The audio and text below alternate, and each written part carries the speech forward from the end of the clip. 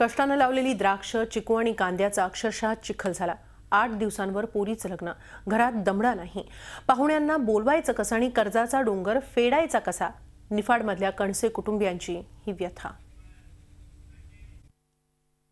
रात्रीचा 10 काय 11 काय 12 काय कधी यायचं, पाणी भरायचं, लिक्विड द्यायचं, औषध मारायचं आणि अचानक आणलं औषध मारायचं। दुसऱ्याच्या घरी काम केलं आणि ट्रॅक्टर आणलं भाऊ।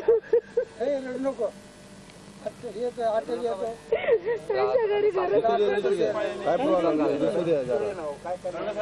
सुद्धा धुतले होते। पोरं समाज दिवाळीच्या दिवशी माझा मुलगा तिथं काम करायला गेला, कधी जात नव्हता। एक मुलगा माझा आला, त्याला या ते झालं, त्याच्यामुळे माझ्या काही सुद्धा अपेक्षा राहिलेली नाही। निफाड तालुक्यातल्या धारणगाववीर गावातल्या मंगलाबाईंची ही कहाणी। वर्षभर केलेले कष्ट तासाभराच्या गारपिटीनं पाण्यात गेले। 3 एकर शेतीपैकी 1 एकरमध्ये द्राक्ष, कांदा आणि चिकूबाग उभी केली। ते सगळंच भुईसपाट झालं। घरातल्या धान्यासाठी लावलेला गहू सुद्धा वाया गेला। आता वर्षभर घर चालवायचं कसं आणि कर्जाचे हप्ते फेडायचे कुठून, हा मोठा प्रश्न आहे। त्यातच 25 तारखेला मुलीचं लग्न।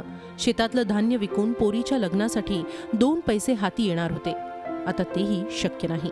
याचा 6-5 लाख रुपये खर्च व्हायले। काका अँगल तारी कावर द्यायचे या पोरांनी भाग्याला या असा काय करतील ते। पुरीचं लग्न करायचं होतं 25 तारखेला, मग इलाज नाही ना आता काय करायचं बघू।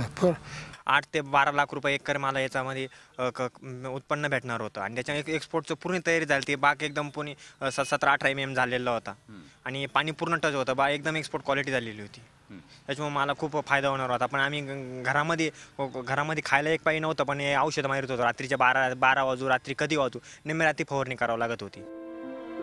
कणसे कुटुंबियांचं हे एक प्रातिनिधिक उदाहरण। नाशिक जिल्ह्यातल्या किमान 15,000 द्राक्ष उत्पादक शेतकऱ्यांच्या कुटुंबांसमोरचा हा प्रश्न आहे।